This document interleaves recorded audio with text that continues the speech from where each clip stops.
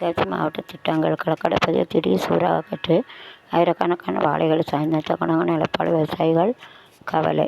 கடையனூர் அருகே வாலிபரை தாக்கி காரை பெட்ரோல் ஊற்றி வைத்து 3 பேர் கைது. மேற்பட்டோர் விலை. களக்காடு அருகே மகனை கத்தியால் குத்திய தந்தை கைது. திசை விட்டு செவிசில கைது. பங்குனி மகாதேரம் தொடங்கியது 13ஆம் தேதி.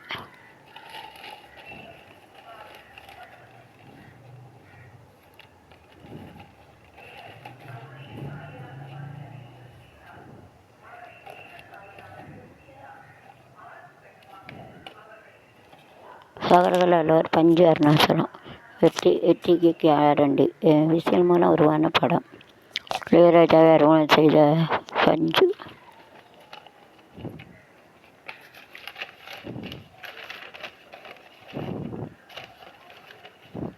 நாட்டு மக்களுக்கு அவசர நிலைக்கு தள்ளும் பாரதிய ஜனதா அரசு. கேஸ் விலை சுங்க கட்டண அறிவிப்பை விண்ணை முட்டும் விலை உயர்வு. பெட்ரோல் டீசல் பன்மடங்கு உயர்வு. கச்சா எண்ணெய் தர ரஷ்யா மறுப்பு. கள்ளச்சந்தையில் ரூபாய் 8000க்கு விற்கும் வர்த்தக சிலிண்டர். யானைகள் ஊருக்கு நுழைவை தடுக்க AI தொழில்நுட்ப கருவி. அரசு பள்ளிகளை மாணவிகள் அசத்த. தமிழக அரசின் நம்ம ஸ்கூல் நம்ம ஊருன்னு பள்ளி திட்டம். திரிலோக யோகம். பயணிகள் வாகன விற்பனை அறிவிப்பு கடந்த மார்ச் மருத்துவரங்களில் தருவார் ஆராகர்.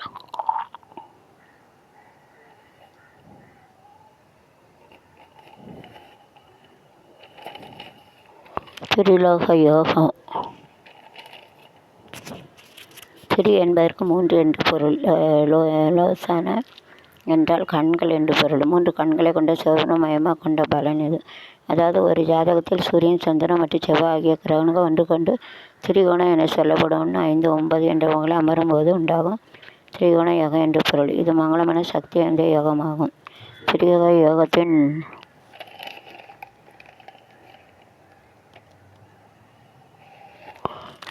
இந்த வாரம் பணம்.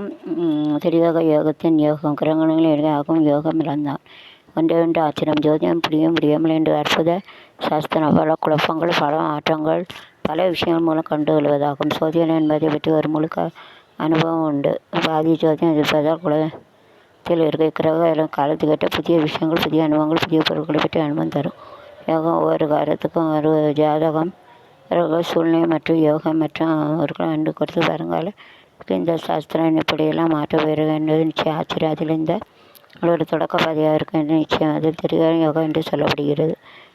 இந்த வாரம் பணம் வரும் வழிபடும் தேவதைகளும்.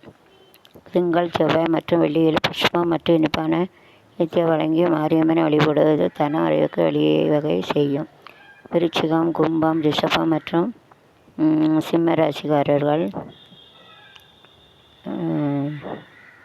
ஞாயிறு, செவ்வாய், சனிக்கிழமையில் லட்சுமி நரசிம்மரையோ சரபேஸ்வரையோ அபிஷேகம் அர்ச்சனை செய்து வழிபட நீண்ட நாட்களாக வர வேண்டிய தடை பணம் தன வரவுக்கான வாய்ப்பு உருவாக்கி கொடுக்கும். தனுஷு, மீனம், மிதுனம் மற்றும் கன்னி ராசிக்காரர்கள் செவ்வாய், சனி மற்றும் ஞாயிற்றுக்கிழமைகளில் ராகு காலத்தில் மலை மீது ஏறி அல்லது மலையடிவாரத்தில் உள்ள நரசிம்மரை வஸ்திரம் கொடுத்து இனிப்பான நிவேதியம் செய்து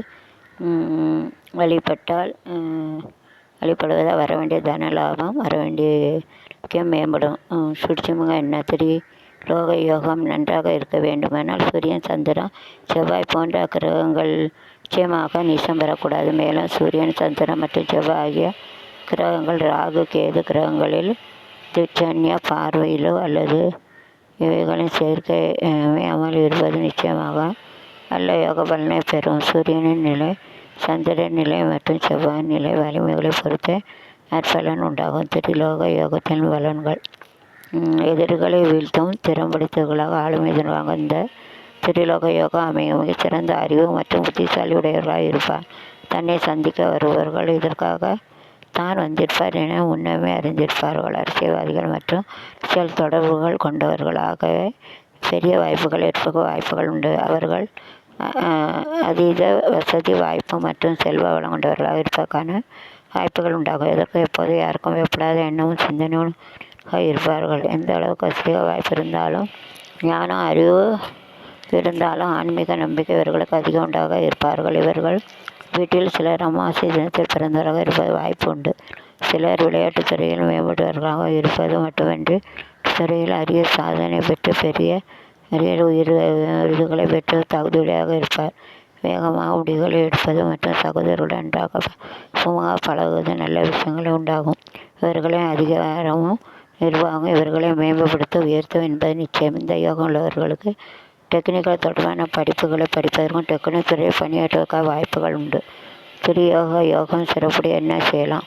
தினமும் காலையில் சூரிய உதயத்திற்கு சூரிய நமஸ்காரம் செய்து ஆதித்ய சூரியோதயம் பாராயணம் செய்து நற்பலன் உண்டாகும். தெய்வத்தில் உள்ள எதிர்மறை ஆற்றல் வெளிப்பட்டு உடலை லேசாக உணர்வீர்கள். முக்கண்ணன் என்பது சிவபெருமானே. ஞாயிற்றுக்கிழமை கோதுமை அல்லது வெல்லம் கலந்த உணவு ஏழைகளுக்கு தானம் செய்யலாம்.